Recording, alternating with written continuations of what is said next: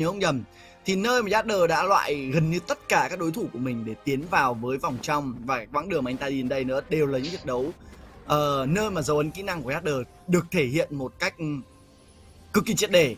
Ngày hôm nay thì đối thủ của Yadder là một người chơi cũng main Yasuo, cậu vàng, là một KOL được mời tới với giải đấu, và thực sự thì cậu vàng là một cái tên có lẽ sẽ không còn xa lạ với những người hâm mộ con Yasuo này, bởi vì anh ta cũng là người đã tạo ra cảm hứng cho rất nhiều những cái bạn trẻ one champ Yasuo tại máy chủ Việt Nam.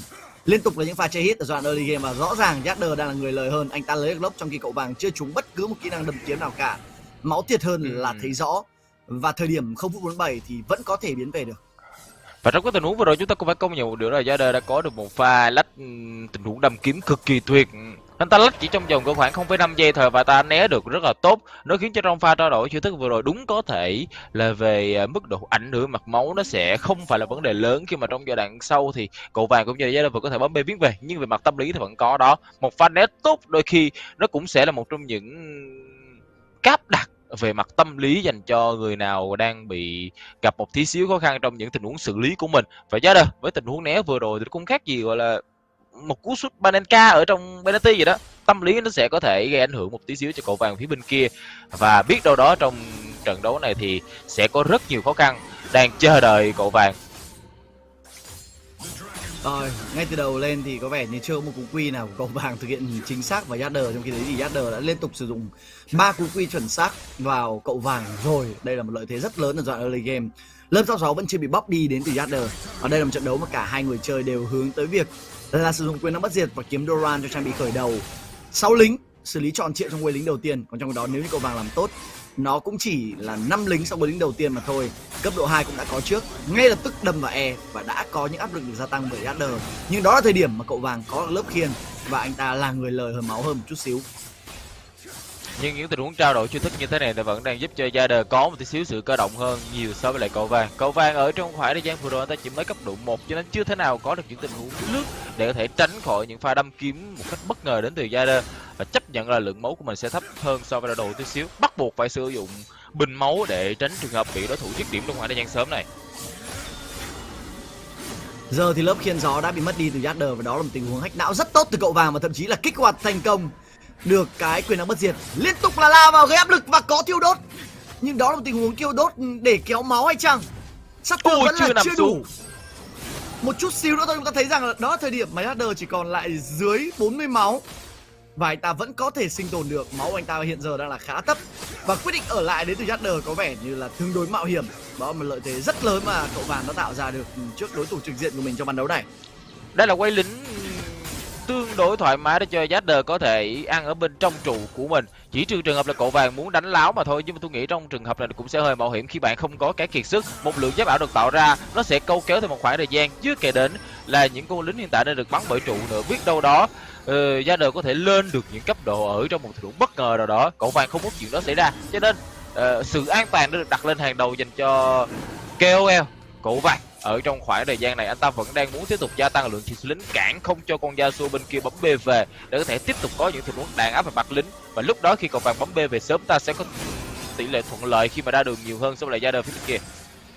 Khá đẹp mắt những pha combo đến từ cậu vàng đang làm cho đối thủ cảm thấy nao núng, và rõ ràng cái áp lực được tạo ra ở ngay rìa trụ như này sẽ khiến cho Yadder không thể thoải mái trong việc lát hit những con lính đánh xa. Một pha đâm hơi sâu vào trụ, cậu vàng rất nhanh tay khi kịp thời xuống tốc biến để né ra khỏi cú đâm kiếm, bởi vì tôi tin rằng đó chắc chắn là cú đâm kiếm đủ sát thương và giúp cho Yadder có thể có điểm chiến công. Giờ thì sẽ là một tình huống ép lui đối phương, không cho đối thủ biến về. Hai con mắt đã được cắm ra từ trước đến từ Yadder ở trong bùi cò nhỏ, và nếu như cậu vàng có thể tận dụng một tình huống máy quét thì đây sẽ là một tình huống lời hai lính. Nhưng rõ ràng thế trận được xoay chuyển sau một pha đâm E vào tầm tấn công của trụ, và giờ thì cậu vàng đang bị thua cấp độ và thua tầm khoảng gần 200 máu so với đối thủ trực diện của mình. Một pha lao lên Onin đến từ Yadder có thể khiến cho cậu vàng phải lên bàn đếm số. Có lốc kiếm. Cái sự bình tĩnh đến chết người đến từ Yadder từ nãy giờ đang khiến cho tôi thực sự rất là phấn khích với từng pha xử lý của anh chàng này. Ban đầu chúng ta cứ nghĩ là anh ta sẽ bấm B về sớm, nhưng Yadder nói không, anh ta vẫn có thể quay trở lại trong một tâm thế tốt hơn, lớn hơn và lợi thế lớn hơn. Nhưng trong tình huống này thì sai lầm lớn đến từ Yadder rồi. Quá nhiều lính xung quanh cậu vàng và chắc chắn là khả năng biến ảo đến từ con Yasuo nằm trong tay cậu vàng nó sẽ cao hơn rất nhiều so với lại một con Yasuo mà trước mặt không có quá nhiều lính. Yadder thất bại trong tình huống lớn của mình và ta phải trả giá đó là bài hạ gục đầu tiên. Một điểm chiến công đồng rất giá trị, bởi vì hãy nhìn mà xem sự chênh lệch về lính tiếp tục được gia tăng Và kinh nghiệm hiển nhiên giờ sẽ là chênh rất nhiều đến từ cậu vàng cùng Yader. Có thể không nói quá nếu như tuyên bố rằng ván đấu đầu tiên này thì tỷ lệ thắng đang nằm trong tay của cậu vàng lên từ con số là hơn 85% rồi. Sự chênh lệch về điểm chiến công đầu rồi là hàng loạt lượng kinh tế và kinh nghiệm khiến cho cậu vàng về nhà đem ra một giày cuồng nộ và thêm một Kindoran. Cùng với đó anh ta đang chờ để có thể bổ sung thêm cho mình máu trước khi quay ngược trở lại đường. Và với từng này đồ thì cái tốc độ để anh ta lao thẳng và va chạm với đối phương cũng đủ để khiến cho cậu vàng lời hơn bằng những đòn đánh tay thay vì việc là sử dụng combo chiêu thức của mình một cách quá chuẩn chỉ.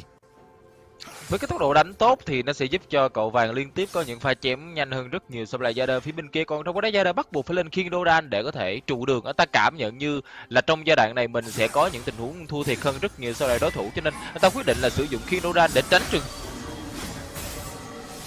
Rất tốt, đó là pha combo và có thêm chăn trốn, có thêm thiêu đốt, sát thương rất nhiều rồi là Yader và tôi tin rằng đây là một tình huống đủ sát thương. 2 điểm mà gục đến với cậu vàng một cách rất nhanh chóng.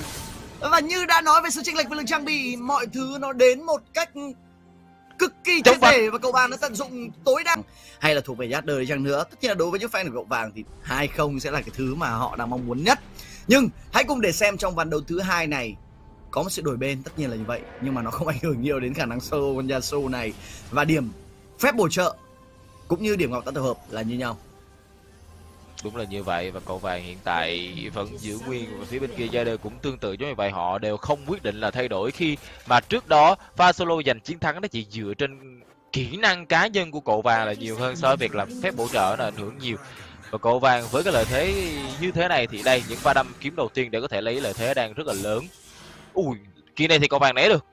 Kỳ này thì cậu vàng né được và né một cách cực kỳ mượt, mà chưa kể đến là cái lượng chịu số lính hiện tại. Xin lỗi các bạn, đó là lượng máu của cậu vàng vẫn đang nhỉnh hơn.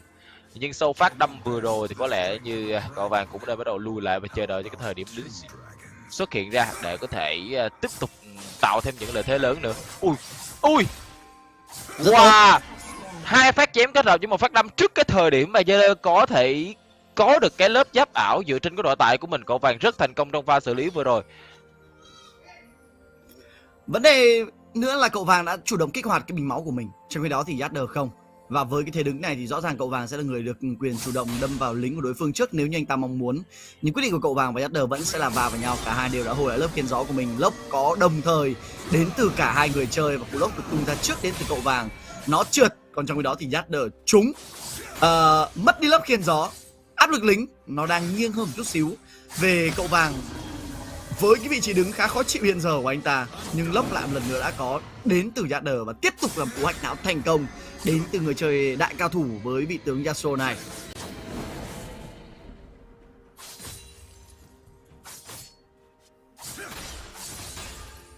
Một pha dâng cao lên đến từ Yader để có thể đạt đến cấp độ 2 sớm hơn so với đối phương.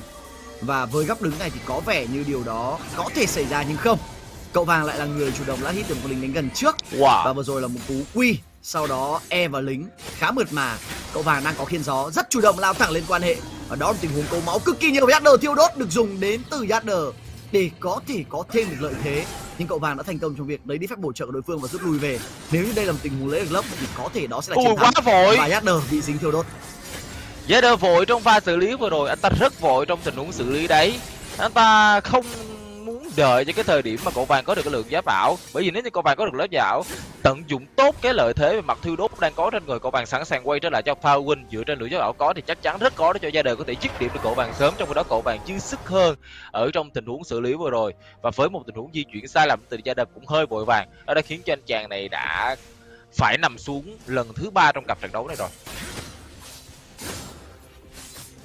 Rất đi nhiều những điều hấp dẫn trong cặp trận đấu này, nhưng có vẻ như là giống những gì mà Trung đã nói, thì sau khi mua được vé quay ngược trở lại nhờ sự ủng hộ đến từ những bạn khán giả, thì hiện giờ cậu vàng đang thể hiện sự tập trung cao độ.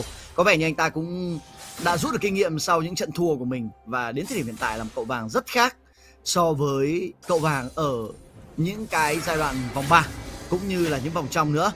Tiếp tục là một pha lao lên rất khó chịu, liên tục là những pha tiếp cận và gây sát thương khi anh ta lời hơn một dao găm và 1 giây so với đối thủ. Anh ta biết rằng mình có thể sẽ là người lấy được lốc trước và anh ta đang lời hơn về mặt kinh nghiệm. Những pha tiếp cận góc độ không phải là quá khó chịu, không có tường gió đến từ cậu vàng và có tường gió đến từ Yader. Yader đang chơi đầy thăng hoa, những pha chơi hit liên tục đến từ cả hai người chơi, nhưng hiện giờ cậu vàng đã là người lời hơn và bắt buộc phải cắm mắt lướt qua chim đến từ Yader. cũng có mắt cắm theo và cũng có lướt qua chìm. Ôi. Tiếp tục là một màn solo không chỉ ở khu vực giữa ai là người ăn lính trước thì đó sẽ là người thua. Nhưng cậu vàng hay quá, Cậu vàng được. rất hay, phải nói là